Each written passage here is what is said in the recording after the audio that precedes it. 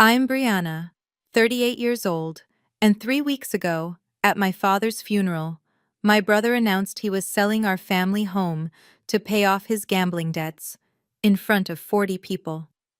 My mother nodded. She actually nodded and said, "Your dad would understand. Your sister can find another place." I stood there, surrounded by relatives who wouldn't meet my eyes, feeling like I'd been slapped in the middle of a crowded room. But here's the thing they didn't know. There was something the lawyer was about to reveal. Something my father had kept hidden for 15 years. Before I continue, if you find this story worth hearing, please take a moment to like and subscribe, but only if you genuinely want to know what happened next. And tell me in the comments, where are you listening from right now? What time is it where you are? Now let me take you back 3 weeks, to the night I got the call at 2 in the morning.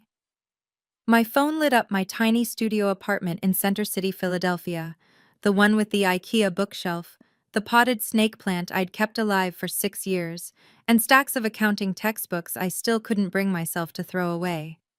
Mom's name flashed on the screen.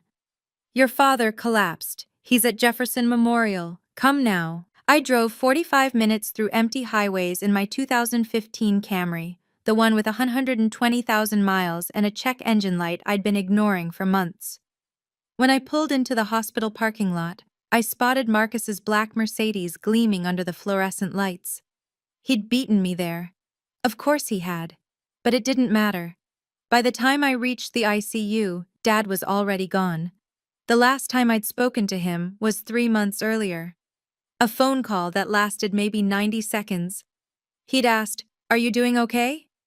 And I'd said yes, and then we sat in silence until one of us made an excuse to hang up. I didn't know that would be the last time I'd hear his voice. I was used to being the one who arrived last. But this time, I wished I had arrived sooner.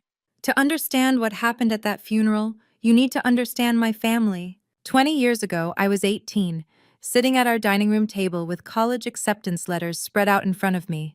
Penn State, Temple, Drexel.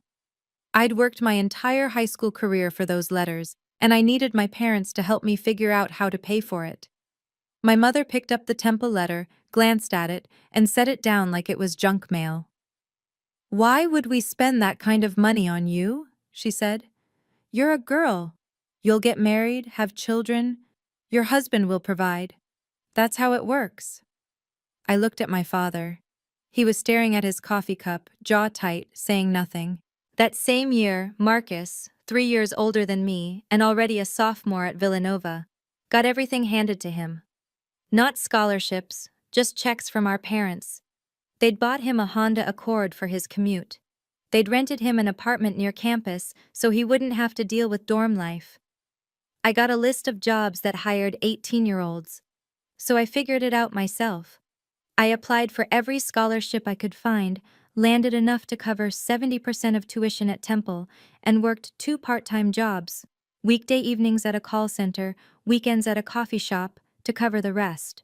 4 years of sleeping 5 hours a night, of eating ramen because groceries were a luxury, of watching my classmates go to parties while I picked up extra shifts. I graduated with a 3.8 GPA and a CPA license that now hangs in my tiny apartment. I earned every letter of it. That's also why I stopped talking to my family for 2 years after graduation. I couldn't look at them without feeling the weight of everything they'd denied me. "Sons are the pillars of the family," my mother used to say. "Daughters are just guests passing through." I heard that phrase so many times, I started to believe it. The morning after Dad died, I drove back to the house I grew up in for the first time in 3 years. It was a colonial-style 4-bedroom in the suburbs of Philadelphia, built in 1985, with a wraparound porch and a backyard where I used to catch fireflies. The neighborhood was the kind where people put American flags on their mailboxes and knew each other's names. Upper middle class, respectable, the perfect backdrop for a family that looked perfect from the outside. Marcus was waiting at the front door when I pulled up. He hugged me, quick, one-armed, the way you hug someone you're obligated to acknowledge but don't particularly want to touch. "Long time, sis," he said. "You look tired." I didn't respond. I was too busy noticing the Louis Vuitton duffel bag in the hallway, the golf clubs leaning against the wall, the Gucci loafers lined up by the stairs. Marcus had been unemployed for 8 months. I knew because Mom had mentioned it during one of her rare guilt-trip phone calls. "Where's Mom?" I asked. "On the phone with the funeral home. She's got everything under control." I carried my overnight bag upstairs to my old room, or what used to be my room. The walls were still the same pale blue I'd painted them when I was 15, but everything else was different. My bed was gone, replaced by Marcus's overflow. More designer luggage, shoe boxes, a flat-screen TV still in its packaging. My childhood bedroom had become my brother's storage unit. I stood in the doorway looking at the pile of expensive things that belonged to a man who supposedly had no money, and I felt something cold settle in my chest. I didn't ask why my room had become his closet. Some questions answer themselves. The funeral was scheduled for 5 days later, per Dad's wishes. Simple, at Peterson and Sons, the local funeral home he'd driven past every day on his way to work. I handled the logistics. I called the funeral director, wrote the obituary, contacted relatives I hadn't spoken to in years. I organized flowers, confirmed catering, and made sure the programs were printed with the right photo. The one of Dad from 10 years ago, before he started looking tired all the time. Marcus handled the sympathy. Whenever a neighbor stopped by with a casserole, he appeared in the doorway with his practiced grief, accepting condolences like a politician working a crowd. "Thank you so much for thinking of us," he'd say, hand on their shoulder, voice thick with emotion. Dad would have appreciated it. But behind closed doors, things were different. I noticed it on the 3rd day. Mom and Marcus kept having hushed conversations in the living room, conversations that stopped abruptly whenever I walked in. I'd catch fragments. After the funeral, and real estate, and handle it quickly. On the 4th night, I was passing the kitchen when I heard Marcus on his phone. I know," he was saying, his voice tight with something that sounded like fear. "I'll have it soon, after this week. Just give me until—" He saw me and hung up immediately. "Who was that?" I asked. "Nobody. Work stuff." He hadn't worked in 8 months. I didn't push it, but I filed it away in my mind, another piece of a puzzle I didn't yet understand. That night, I lay in the guest room staring at the ceiling, wondering what my brother was so desperate to pay for, and why his fear seemed bigger than his grief. The night before the funeral, I couldn't sleep. So I did what I always do when I can't settle my mind. I organized. Dad had a small office in the basement, a cluttered room with a wooden desk and filing cabinets from the 1990s. No one had touched it since he got sick. I figured I could at least start sorting through things, make myself useful in a way that wouldn't require me to talk to anyone. The first filing cabinet was full of tax returns and utility bills going back decades. The second held old photographs, report cards, mine and Marcus's, and a folder labeled Important Documents. Inside, I found my birth certificate, a few photos of me as a baby, and a single sheet of paper with a logo I didn't recognize. Farwell Family Holdings LLC, dated 2009. I stared at it. The document was some kind of operating agreement, dense with legal language I didn't fully understand, but I saw my name in the text, and my signature at the bottom, loopy and uncertain, the handwriting of my 23-year-old self. I remembered that day, 2009. Dad had called me and asked me to come home to sign some papers. Just administrative stuff for the business, he'd said. Nothing important. I was fresh out of college, still trusting him despite everything, so I signed where he pointed without reading the fine print. I'd forgotten about it completely until now. I slipped the paper into my purse, planning to ask Mom about it later. When I found her in the kitchen the next morning and mentioned Farwell Family Holdings, she waved her hand dismissively. "That company dissolved years ago. Don't waste your time digging through the past." So I didn't mention it again, but I kept the paper. Something told me to. The funeral was on a Thursday, gray and cold, the kind of November day that makes everything feel heavier. Peterson and Sons was the largest funeral home in the area, with dark wood paneling and stained glass windows that cast colored light across the pews. Over 40 people came: relatives, Dad's former colleagues from the construction company he'd managed, neighbors who remembered him as the quiet man who always shoveled their driveways after snowstorms. Marcus delivered the eulogy. He stood at the podium in a Tom Ford suit. I recognized the cut because I'd seen it in a magazine, $3,000 minimum, and spoke about Dad like they'd been best friends. He talked about fishing trips they'd taken, advice Dad had given him, the unbreakable bond between father and son. I sat in the back row, listening to stories I'd never heard, wondering if any of them were even true. The fishing trips, maybe, but the heart-to-heart conversations, the deep, meaningful connection? I'd lived in that house for 18 years, and I'd never seen Dad talk to Marcus about anything more personal than sports scores. But the crowd was moved. Women dabbed their eyes, men nodded solemnly. Marcus had always been good at performing. Mom sat in the front row, wearing black Chanel and her signature pearl necklace. A gift from Marcus, she liked to remind people, though we all knew Dad had paid for it. She accepted condolences with practiced dignity, the grieving widow who had everything under control. No one came to check on me. No one asked how I was holding up.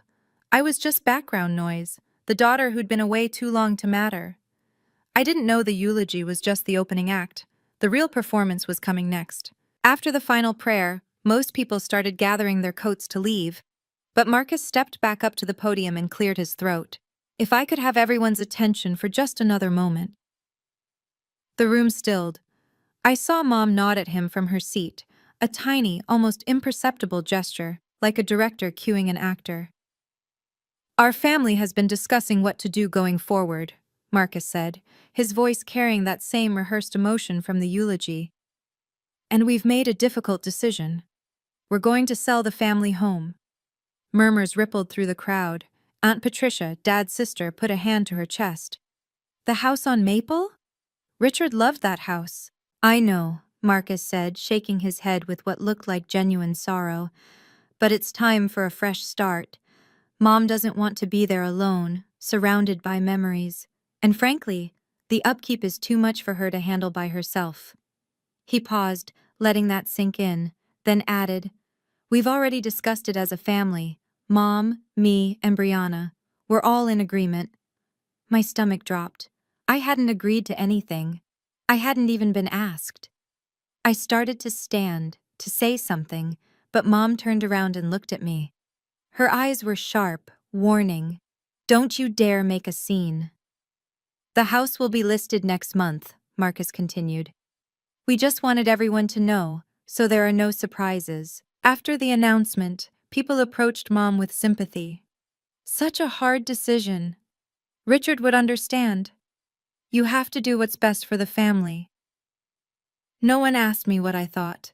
I stood frozen in the back of the room, watching my childhood home get sold off at my father's funeral, and I didn't say a word. But Marcus wasn't finished. He looked toward Mom, and she rose from her seat like they'd rehearsed this too. I want to add something, she said, smoothing her black dress as she walked to the front. I know some of you might be wondering about Brianna's situation. My face went hot. 40 pairs of eyes turned toward me. Brianna is a strong, independent young woman, Mom continued, her tone the same one she used when explaining why we couldn't afford something she didn't want to buy. She has a good job, her own apartment. She moved away years ago and built her own life. Richard would be proud of that. She paused, tilting her head with a sad smile. She doesn't need the house, not the way Marcus does. He's had some setbacks. He needs family support right now. I'm sure you all understand. Someone in the crowd, I think it was Aunt Dorothy, whispered, Well, she did abandon them for years. Your dad would understand, Mom said, looking directly at me now. Your sister can find another place. I felt the words land like a physical blow. She'd just told our entire extended family that I didn't deserve anything, that I was an afterthought, that whatever happened to my childhood home was none of my concern. A distant cousin named Barbara leaned toward me. "You know your mother's right, honey. You've done so well for yourself. Marcus needs the help more than you do." I wanted to scream. I wanted to tell them about the scholarships I'd had to fight for, the jobs I'd worked, the years I'd spent building something from nothing, while Marcus drained every resource our parents had. But I didn't. I just stood there, feeling smaller than I had in years, and said nothing. After the service, I drifted outside while everyone else stayed to mingle. The November air was bitter, but I needed it. I needed to breathe something that didn't feel like betrayal. Through the window, I watched Marcus shake hands with a man in a tailored gray suit. They exchanged business cards. The man handed Marcus a folder with the logo of a real estate agency on the front. He'd brought a realtor to the funeral. Mom appeared beside the man, gesturing toward the door like she was giving directions. A minute later, I saw them all get into separate cars and drive away, toward the house, I realized. They were showing the property before Dad was even in the ground. I walked back inside to find my purse, and that's when I heard Aunt Dorothy talking to a group of cousins. "Well, what do you expect? Brianna abandoned them, didn't call, didn't visit for years, and now she wants to show up and claim something? Blood doesn't work that way." I froze in the hallway, hidden by a pillar, and listened. "Her poor mother," someone else added, "having to deal with a daughter like that on top of losing her husband. At least Marcus stayed. He's been there for Linda through everything." I thought about all the times I'd called and been told Mom was busy, all the holidays I'd offered to come home, only to be told, "We're keeping it small this year," all the ways I'd tried to rebuild bridges they kept burning. On my way out, I noticed something new on the front lawn of the funeral home, a real estate sign with a "Coming Soon" banner. They'd planned this for a while, and no one had thought to tell me. I took a photo of the sign. Evidence, I told myself, though I didn't know yet what for. That night, I tried to talk to them. The house was quiet. Most of the relatives had gone back to their hotels or their own homes, leaving just the three of us in the living room, Mom in Dad's leather armchair, Marcus sprawled on the couch, me standing in the doorway like a visitor in my own childhood home. "I need to ask you something," I said, "about selling the house." Mom looked up from her phone. "What about it?" "You said we all agreed. We didn't. No one asked me anything." Marcus laughed, a short, dismissive sound. "Come on, Bree. You haven't been part of this family in years. What do you care what happens to it?" "I care because it's our family home, because Dad died 4 days ago and you're already showing it to buyers, because I have just as much right to be part of this decision as either of you." Mom's expression hardened. "You have no right. You walked away. You didn't call, didn't visit, didn't help when your father was sick. And now you want to show up and demand a say?" I called. "You said you didn't need me." "We didn't need your guilt. We needed your presence." Marcus sat up, fixing me with a look that was almost pitying. "Look, I'm going to be honest with you. I need the money from this house. I've got investment debts. A lot of them. And if you make a scene about this, I'll tell everyone exactly what kind of daughter you've been.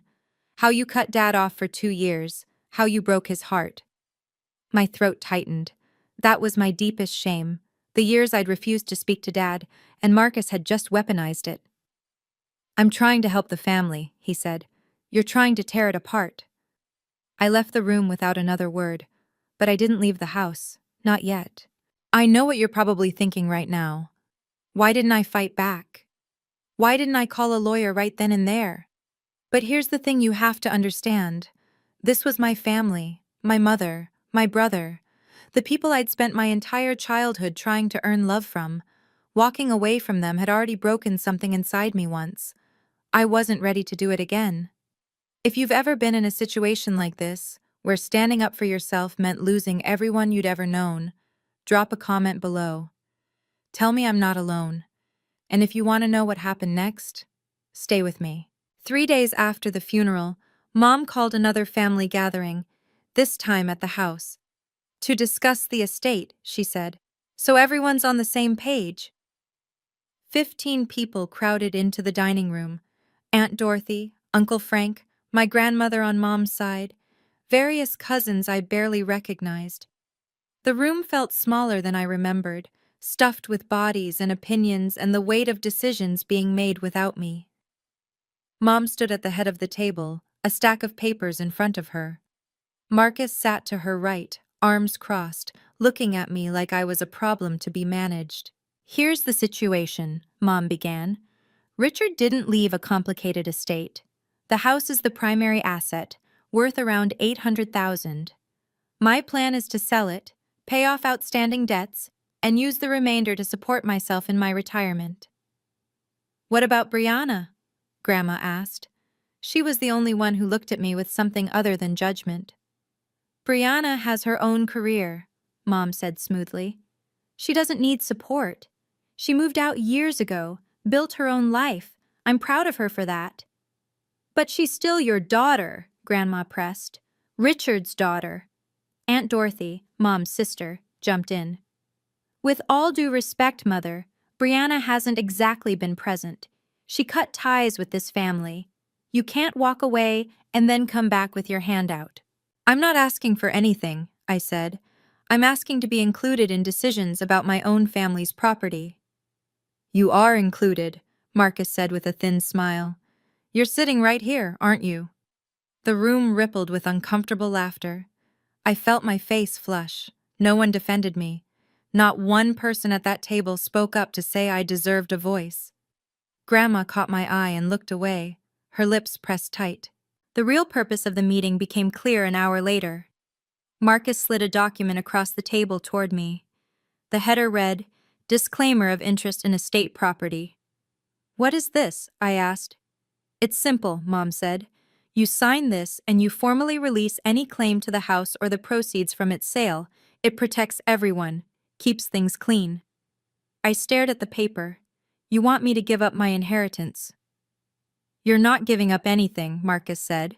"Dad didn't leave you anything in his will. This just makes it official, so we can move forward without complications." "How do you know what Dad left me?" Marcus exchanged a glance with Mom. "We had the will reviewed by a lawyer. The house goes to Mom. That's it. This is just paperwork. If I already have no claim, why do you need me to sign?" His jaw tightened. "Because we want this done quickly. The buyer's ready. We don't need some estranged daughter showing up 6 months from now claiming she deserves a cut." "And if I don't sign?" Mom leaned forward. "Then I'll tell everyone in this room, and everyone who wasn't here, exactly what kind of daughter you've been. How you abandoned your father for 2 years when he needed you most. How you broke his heart." The same threat Marcus had made. They'd clearly coordinated. "Sign the paper, Brianna," Uncle Frank said. "Don't make this harder than it has to be." Everyone was staring at me, waiting. I picked up the pen, Dad's Mont Blanc, I realized, the one he'd gotten for his 20-year work anniversary, and held it over the line. Then I set it down. "I need time to think," I said. Marcus's smile disappeared. "You have 24 hours. I drove back to my apartment that night feeling like I'd already lost. The studio felt emptier than usual. I sat on my second-hand couch in the dark, streetlights casting long shadows through the window, and ran through my options. I could sign the paper, give up whatever claim I might have, walk away, let them have the house. It would be easier. No more family meetings, no more accusations, no more being made to feel like I didn't belong. But something in me refused. Maybe it was pride. Maybe it was the memory of all those nights I'd worked double shifts to pay for a degree my parents refused to fund. Maybe it was the way Mom had announced to 40 people that I didn't matter. Or maybe it was the paper in my purse, the one with the logo I didn't recognize, Farwell Family Holdings LLC. I pulled it out and looked at it again in the dim light. My signature was there at the bottom, loopy and young, from 15 years ago. Dad had asked me to sign it, and I had without question, because I trusted him. What had I signed? I thought about calling a lawyer, but it was almost midnight, and I didn't even know where to start. Then I remembered. Dad's funeral program had listed a name, Gerald Whitmore, estate attorney, Henderson Family Council for 20 years. I found the number in Dad's old address book, which I'd taken from his office along with a few other things. Tomorrow, I decided. Tomorrow I would call this Gerald Whitmore and ask him what Farwell Family Holdings meant. If I was going to lose, at least I wanted to know the truth first. Gerald Whitmore's office was on the 4th floor of a brick building in downtown Philadelphia, the kind of place with brass nameplates and Persian rugs and the faint smell of old paper. He was older than I expected, late 60s with white hair and wire-rimmed glasses that made him look like someone's grandfather. But his eyes were sharp when he shook my hand. "Miss Henderson, I was hoping you'd call." That surprised me. "You were? Please sit down." He gestured to a leather chair across from his desk. "I've been your father's estate attorney for 20 years. He and I had an understanding." I pulled the LLC document from my bag and slid it across the desk. "I found this in his files. I don't know what it means, but it has my name on it." Whitmore picked it up and something flickered across his face. Recognition. Maybe relief. "Do you know about Farwell Family Holdings LLC?" he asked. "My mother said the company dissolved years ago." "Your mother is mistaken." He opened a drawer and pulled out a manila folder, thick, well-organized, like he'd been keeping it ready. "Miss Henderson, there's something your father asked me to tell you, but only when the time was right." My pulse quickened. "What do you mean?" "The family house, the one on Maple Street, it's not part of your father's estate." "What?" "In 2009, your father transferred the property into Farwell Family Holdings LLC. The house belongs to the LLC, not to him personally." I stared at him. "Then who owns the LLC?" Whitmore looked at me over his glasses. "You do, Miss Henderson. You're the sole member. You have been for 15 years. For a long moment, I couldn't speak. "That's not possible," I finally managed.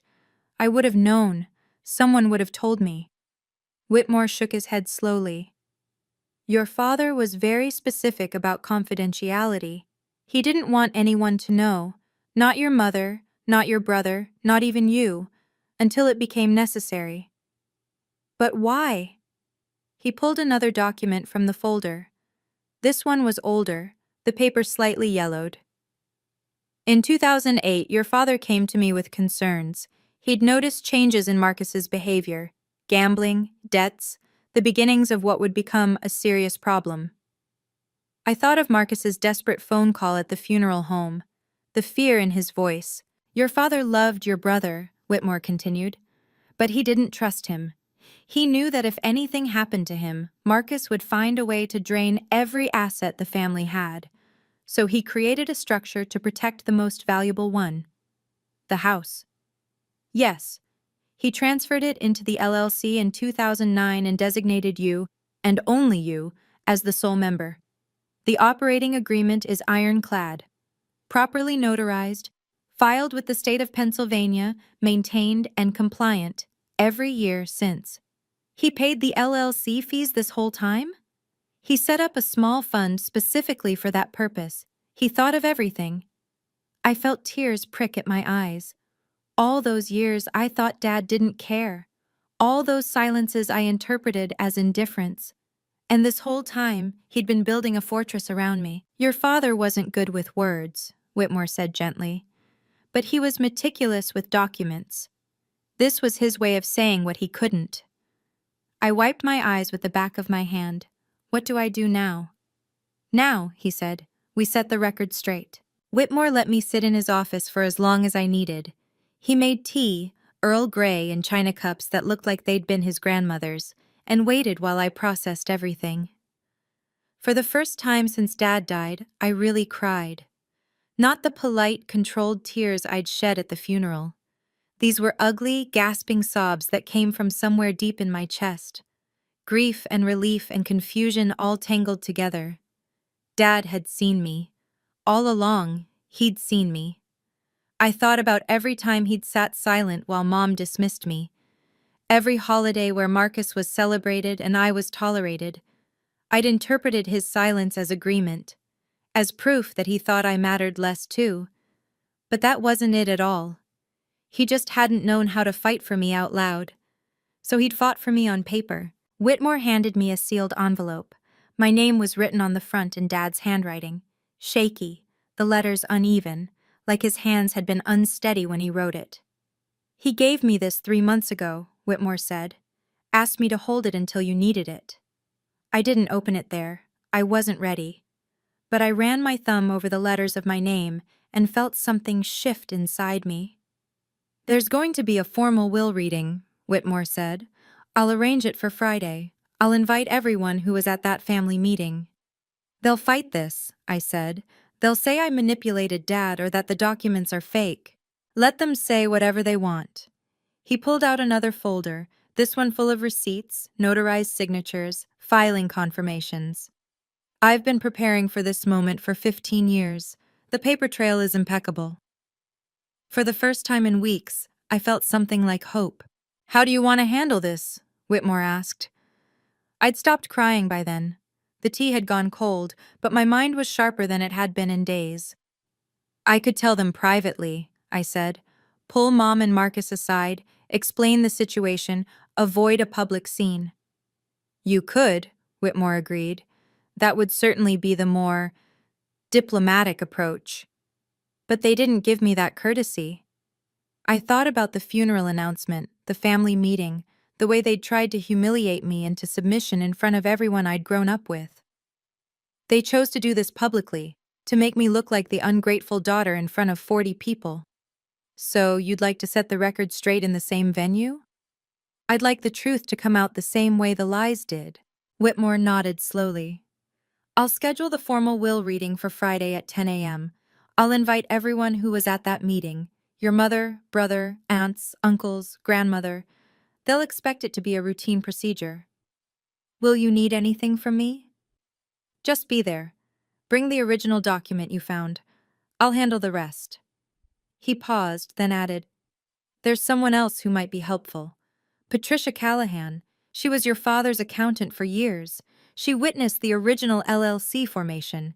If your family challenges the legitimacy of the documents, she can corroborate everything. She's willing to do that? She's been waiting to do that. She always liked you, Miss Henderson, and she knew your father's true intentions. I left Whitmore's office with something I hadn't felt in a long time. Certainty. I wasn't going to fight this battle by screaming or crying or begging them to see me. I was going to let the paperwork speak for itself.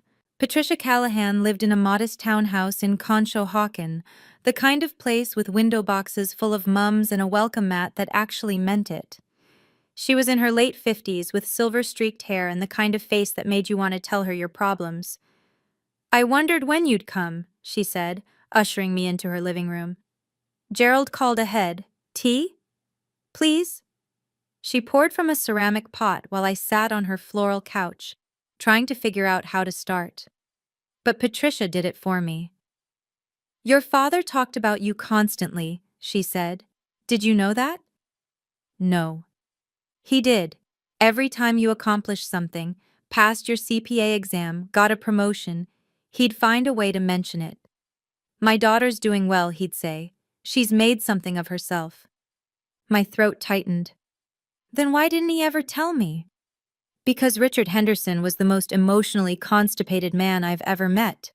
She said it with affection, not cruelty. He grew up in a house where feelings were weaknesses. He didn't know how to say, I love you, so he showed it in the only language he understood, spreadsheets and legal documents. The LLC.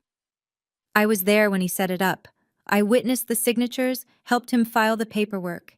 He made me promise not to tell anyone, not even you, unless something went wrong. And now something's gone wrong.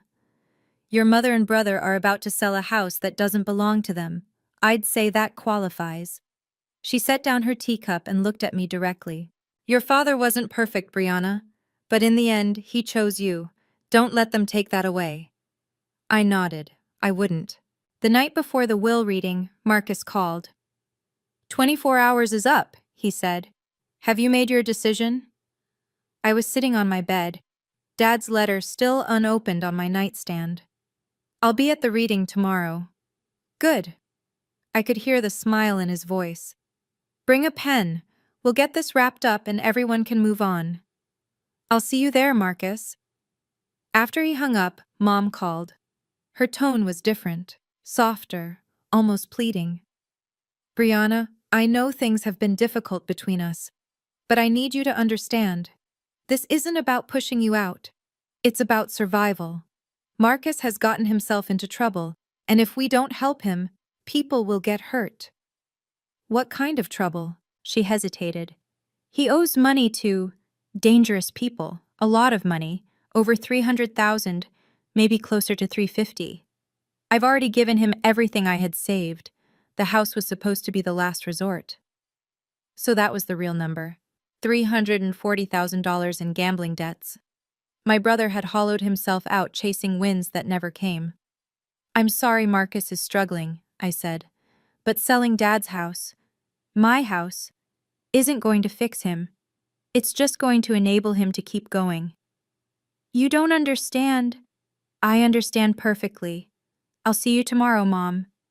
I hung up and finally opened Dad's letter. His handwriting was shaky, the words uneven, but the message was clear. Brianna, I know your mother and brother haven't treated you fairly. I'm sorry I never had the courage to say so out loud. I wasn't a good father, but I tried to leave you something they couldn't take away. You're the only one I trust with what matters. Dad. I folded the letter carefully and slipped it into my blazer pocket. Tomorrow, I wouldn't need to say much. The paper would do the talking. Friday morning, 10 a.m., Gerald Whitmore's office. The conference room was larger than his private office, with a mahogany table long enough to seat 12 and oil paintings of Philadelphia landmarks on the walls. A crystal chandelier hung overhead, casting prismatic light across the polished wood. I arrived at 9:45 and found Whitmore already setting up, folders arranged at his seat, a glass of water at each place, the overhead projector ready in case he needed to display documents. Are you ready? He asked. As I'll ever be. The family started arriving at 9:55. Mom came first, wearing black again, this time a designer dress I didn't recognize, with the pearl necklace gleaming at her throat. She barely glanced at me before taking a seat at the opposite end of the table. Marcus strolled in 15 minutes late, because of course he did.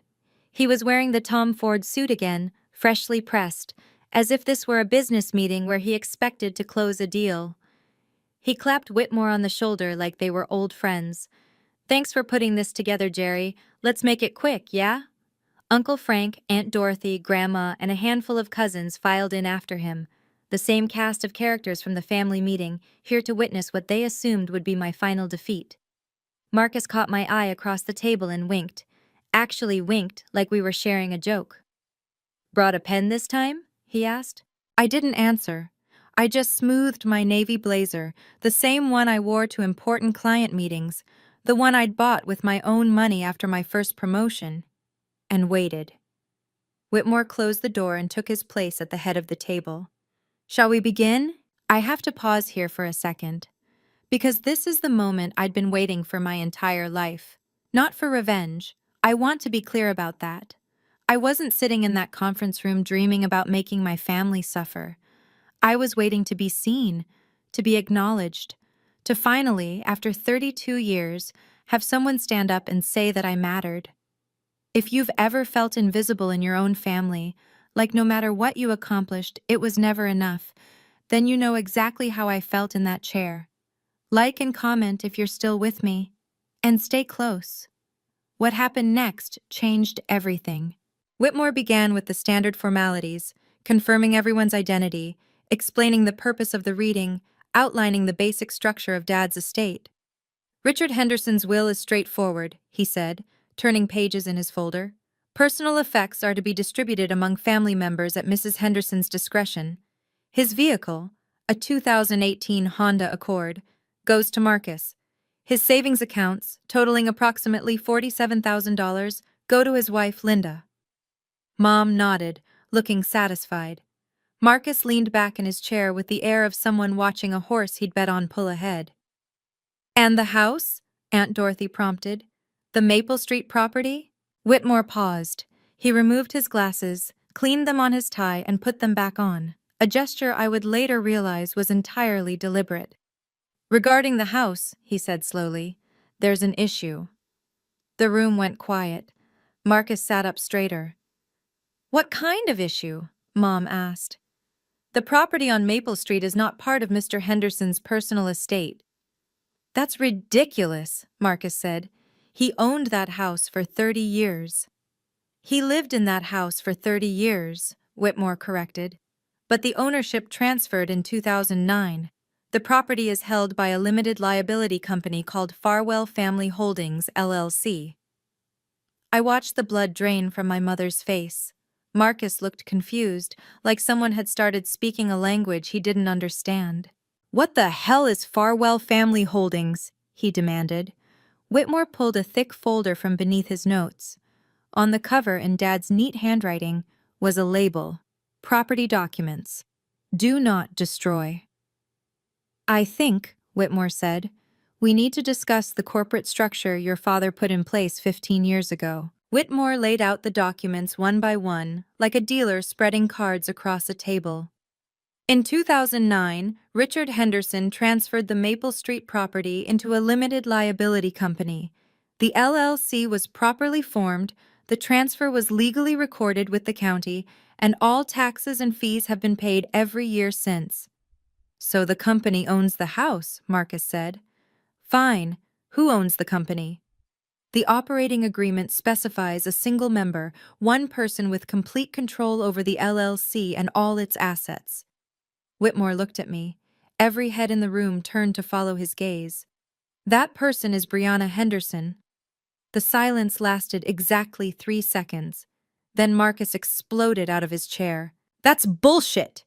His face had gone from pale to red in an instant. "She manipulated him. She got to him when he was sick and confused." "The documents were executed in 2009, Whitmore said calmly. "Your father was 53 years old and in perfect health. The signatures were notarized by a licensed notary public and witnessed by his accountant, who is prepared to testify to his mental competence at the time." "I don't believe this." Marcus grabbed one of the documents and scanned it, his hands shaking. "This is fraud. This is your father's choice," Whitmore said. "Made deliberately, maintained carefully, and legally binding." Mom finally spoke, her voice barely above a whisper. "He never told me. 25 years of marriage and he never said a word. He asked me to keep it confidential. I honored that request." I sat very still, feeling the weight of 40 years of family dynamics shifting in real time. My aunts were staring at me. My grandmother had tears in her eyes, and my brother looked like he wanted to flip the table. "The house is worth nearly $900,000, Marcus said. "It belongs to the family." "It belongs to the LLC, Whitmore replied, "and the LLC belongs to your sister." Mom turned to me with an expression I'd never seen before, some mixture of betrayal and desperation that made her look older than her 67 years. "You knew," she said. "This whole time you knew." "I found out 3 days ago," I said, "after you announced at Dad's funeral that I could find another place." "Don't you dare!" Marcus started. "Let her finish," Grandma said sharply. Everyone fell silent. I took a breath. "I found a document in Dad's office and didn't know what it meant. I called Mr. Whitmore to ask. He told me the truth, a truth that neither of you ever bothered to share, because you'd already decided I didn't deserve to be part of this family's decisions." Mom's composure cracked. "We need that money, Brianna. Marcus is in trouble, real trouble. He owes people who don't negotiate." "How much?" Uncle Frank asked, frowning. Marcus said nothing, so I did. $340,000. Gambling debts. The room erupted. Aunt Dorothy's hand flew to her chest. One of my cousins muttered, "Jesus Christ." Uncle Frank stared at Marcus like he'd never seen him before. That's not accurate," Marcus stammered. "It's investments, not—" "I've been covering for him for years," Mom said, her voice breaking. "I've given him everything I had. The house was supposed to be the last resort."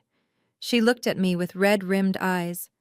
Your father's only been gone 2 weeks, and you're going to take our home? I'm not taking anything, I said. I'm claiming what Dad left me. The same way you've been claiming everything he left you. The only difference is, he made sure this one couldn't be taken away. The pearl necklace around her throat caught the light as she bowed her head. For the first time in my life, I had said something she couldn't argue with. I stood up. Everyone's attention snapped to me, some hostile, some curious, some carefully neutral. I could feel my heart pounding, but I kept my voice steady. I'm not here to gloat, I said. And I'm not here to punish anyone. I'm here because Dad wanted me to have this.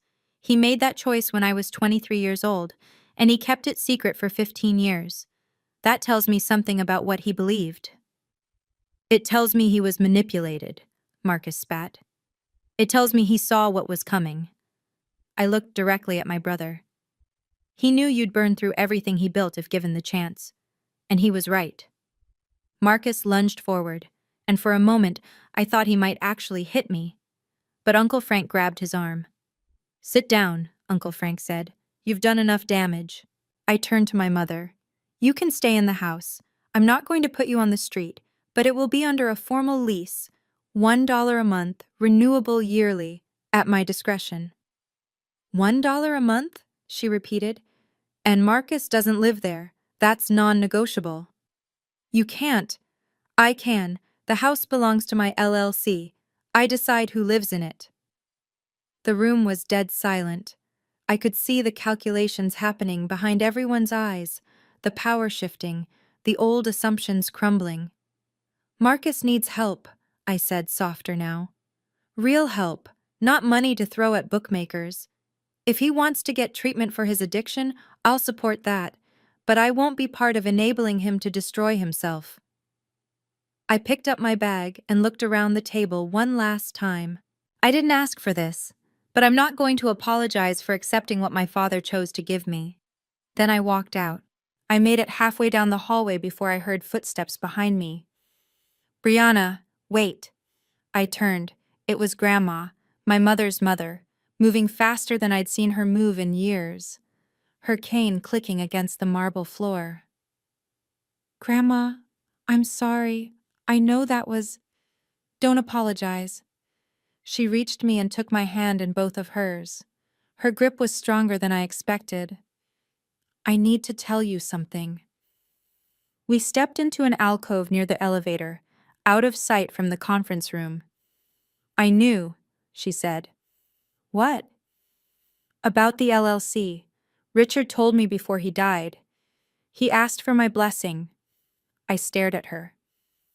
You knew this whole time? He came to me 3 months ago, right after his diagnosis, said he didn't have much time left and needed to know he'd done the right thing. Her eyes glistened. He asked me, do you think I should protect Brianna? And I told him yes, because your mother wasn't going to. I felt tears threatening again. Why didn't you say anything at the family meeting? Because it wasn't my secret to tell, and because... She sighed. I wanted to see if your mother would come to her senses on her own, give her a chance to do the right thing. She didn't. No, she didn't. Grandma squeezed my hand. But you did. You stood your ground. You didn't let them bully you.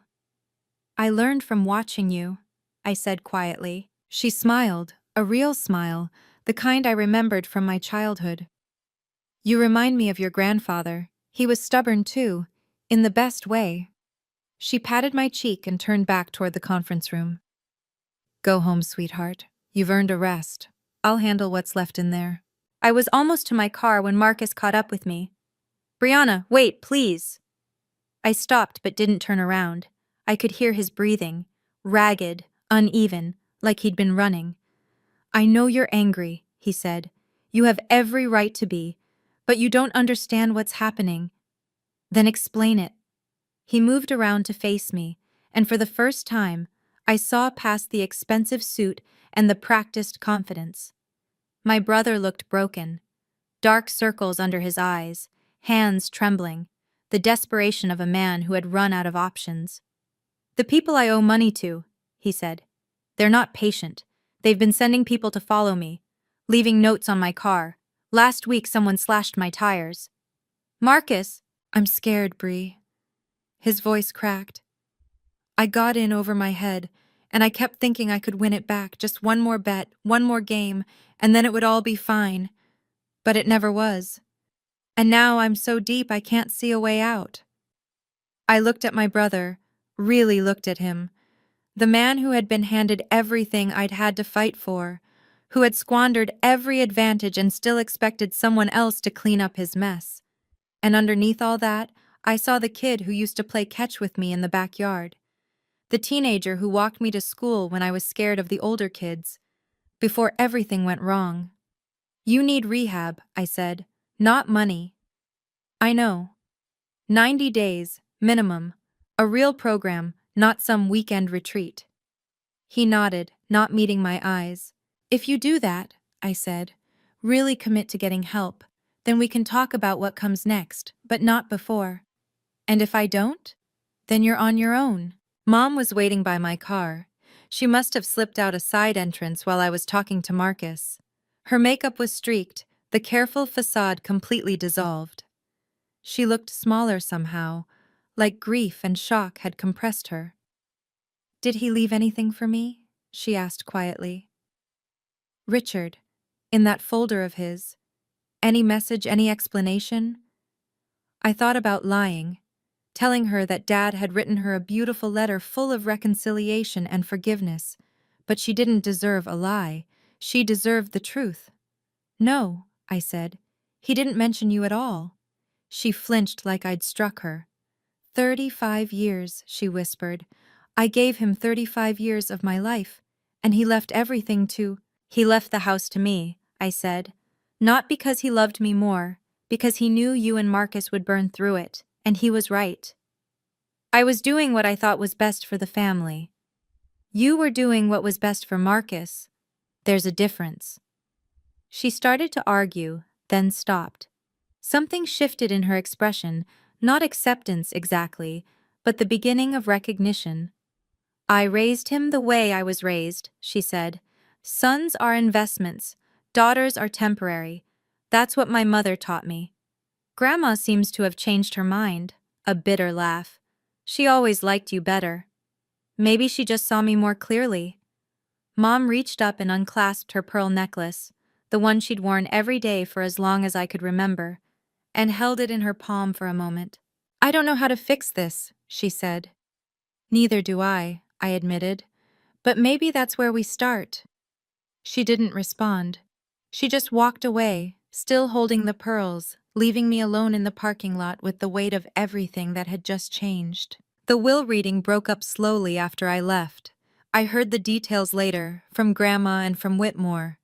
Aunt Dorothy had tried to argue that the LLC was somehow fraudulent, but Whitmore shut her down with documentation that went back 15 years. Notarized signatures, state filings, annual reports. Every I dotted, every T crossed. Uncle Frank had taken Marcus aside and told him he was a disappointment. Harsh, maybe, but Marcus just nodded. He was too hollowed out to fight anymore.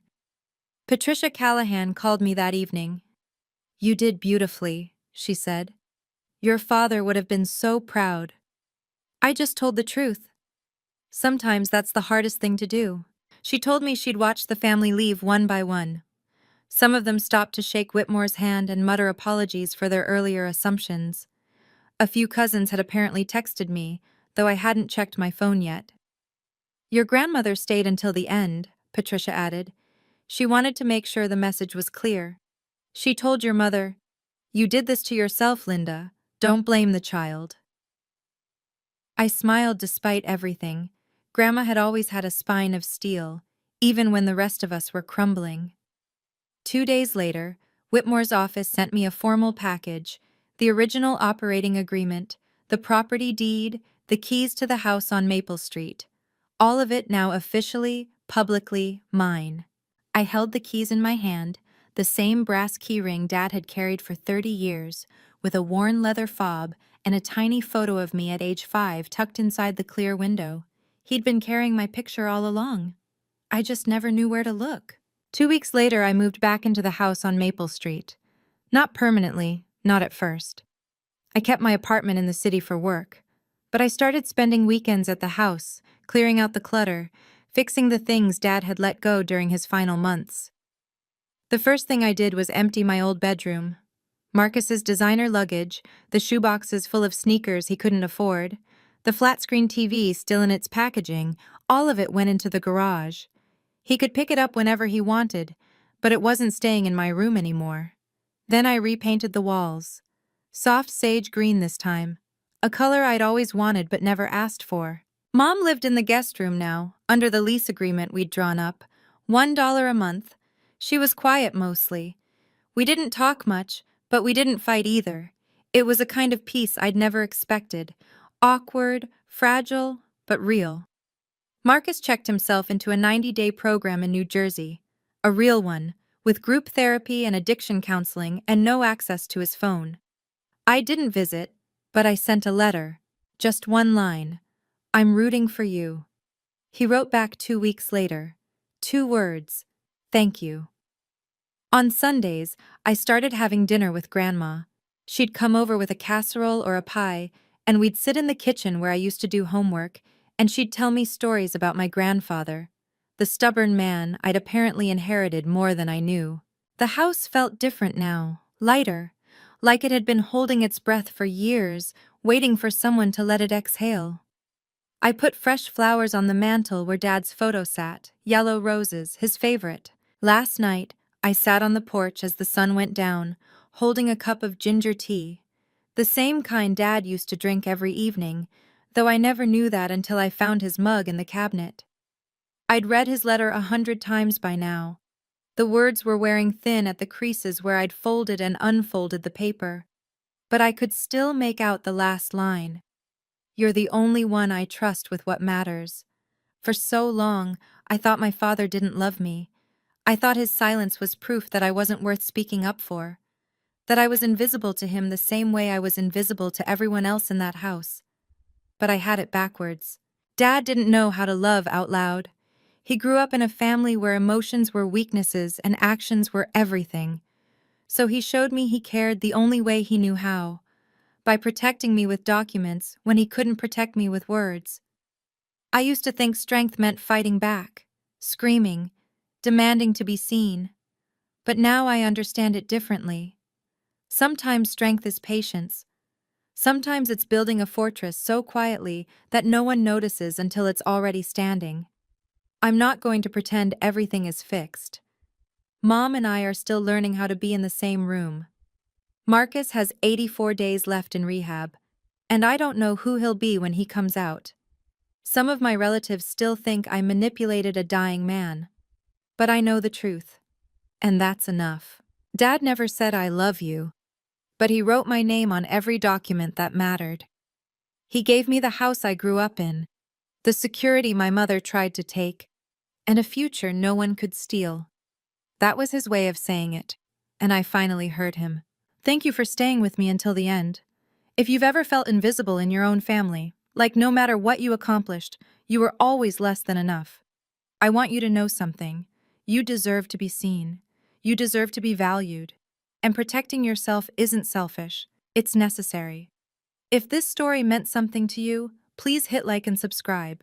It helps more than you know. And if you have a story of your own, about family, about boundaries, about finally standing up for yourself, share it in the comments.